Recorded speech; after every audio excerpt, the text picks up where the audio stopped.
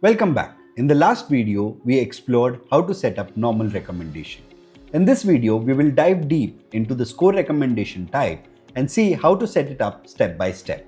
What is score recommendation?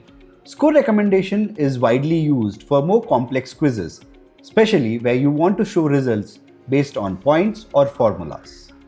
For example, imagine you are running a quiz for students where you want to recommend courses or program based on their total score, or for a skincare quiz, you might want to recommend products depending on how high or low a user scores. Here's how it works. For each answer option, you can assign a score. Option 1, 10 points. Option 2, 15 points. Option 3, 5 points, and so on. You can arrange and assign values in any way that makes sense for your quiz. Repeat this process for all your questions and answers. Once you have assigned scores, you can decide how they are calculated.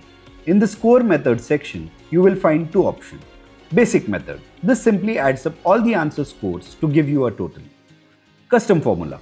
This lets you create more advanced calculation such as question 1 plus question 2 minus question 3 or even multiplication and division combination. This flexibility allows you to design scoring logic that perfectly fits your use case.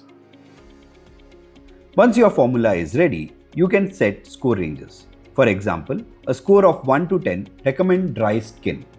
For a score of 11 to 15, recommend oily skin. For a score of 16 to 20, recommend sensitive skin. You can customize these ranges however you like and then link each of this range to a result. For each score range, you can decide where the user redirects. You can redirect them to a custom landing page, or you can redirect them to a Quizify result page with recommended products.